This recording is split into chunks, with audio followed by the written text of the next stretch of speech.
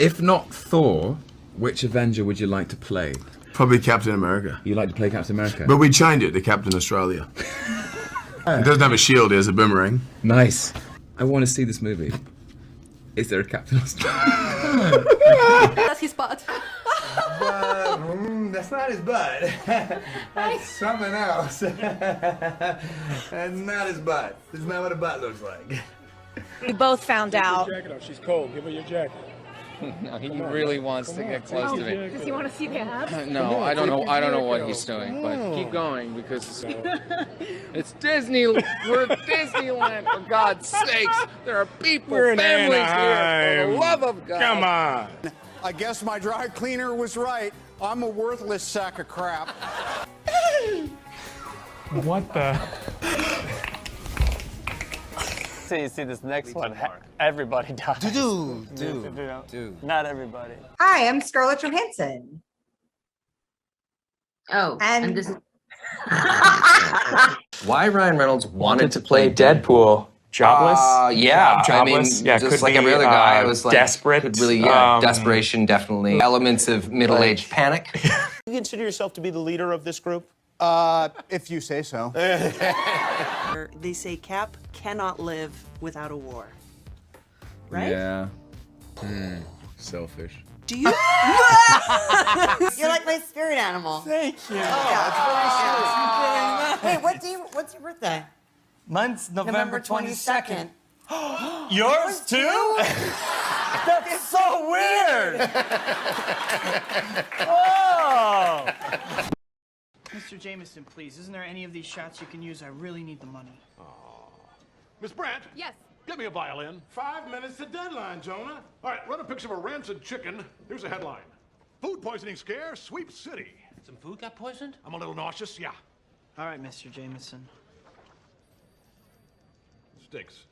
Robbie, there's your page 1. Masked menace terrorizes town. I told you he's not a menace. And I told you. I'll take care of it. I'll give you 150. 300. That's outrageous. Done. Give this to the girl. Thank you. Bye-bye.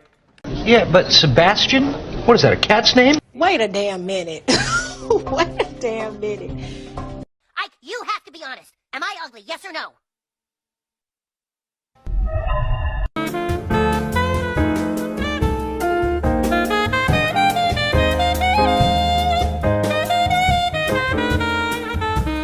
Let's talk about the time Thor showed Iron Man why you don't mess with the God of Thunder. Thor had finally found a home for Asgard in Oklahoma, and for the first time in a while, Thor was actually happy, but there were a few people that wasn't happy Asgard came to Earth. One night, Iron Man came to visit his old buddy Thor and told him, "We need to talk." Tony tried to chit-chat before he delivered the bad news, but Thor just wouldn't talk to him. This was irritating Tony. He's like, "What, you're not going to say good to see you? We haven't seen each other in a while." With Thor not saying anything, well, Tony got straight to the point. He told Thor, "You seriously don't think you could put Asgard on American soil and not have the White House up in arms about it?" Tony even admitted that he and the government have looked over the deed and everything is paid off properly, so technically Thor does own that land. But still, they don't want the Asgardians there. Tony told Thor, "Look, if you want the Asgardians to stay, it's real simple. Either you work with the government or they're gonna attack you."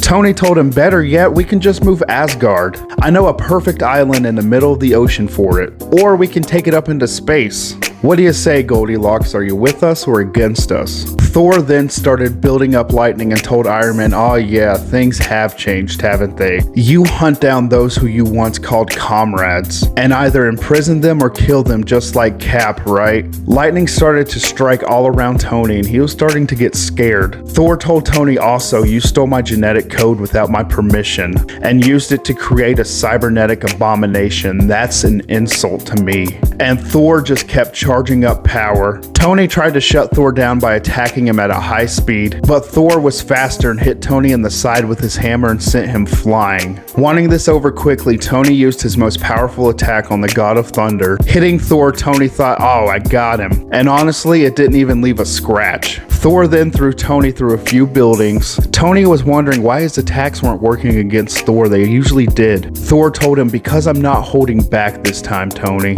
Using all the energy he's been building up, he struck Tony with a powerful piece of lightning. This destroyed Tony's suit, and Thor went over and grabbed him by the neck. He ripped his faceplate off, revealing a scared Anthony Stark. Pulling Tony close, Thor told him, "Don't fight me again. You need to learn the difference between the God of Thunder and a man in an iron suit. And for your government, I want you to tell them this. If they mess with Asgard in any way, none will be safe from my rage. I will destroy everything they care about." Done talking with Stark, Thor threw him on the ground. Tony told Thor, "My armor's fried. How am I supposed to get back to deliver your message?" And Thor, not even turning around, told Tony, "Walk." And that's exactly what Tony did. And once he got back to S.H.I.E.L.D. HQ, the governments wanted to know what's our next move. Scared of what Thor would do, Tony told him nothing. We just leave the Asgardians alone. It's not always about the money, Spider-Man. It's about the Mets, baby. Love the Mets. All right, baby, let's go. Get a home run, baby. Love the Mets. Let's go. Parker, hello. You're fired. Why? Dogs catching frisbees? Pigeons in the park? A couple of geezers playing chess? Boss. Not now. I was thinking maybe the Bugle could show another side of New York for a change. Now. We got 6 minutes to deadline, Jonah. We need page one. I don't pay you to be a sensitive artiste. I pay you because... Still not now.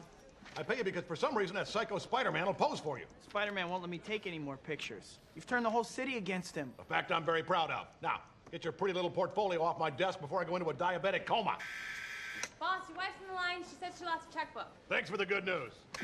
Okay, I have an idea for What If, just bear with me. So What If is all about, like, what if certain characters in the MCU did something slightly different or looked a little bit different. So I present to you my idea, right? I want to know what would happen to Bucky, right? So we know that Bucky's got a metal left arm, but what if Bucky had a normal left arm and the rest of him was metal?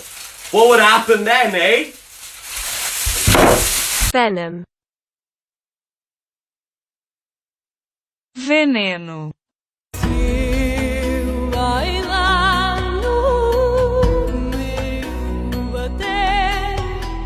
Venom. Отрута.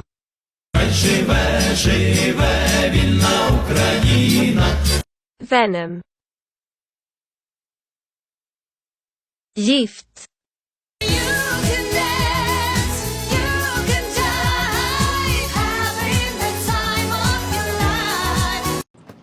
Welcome.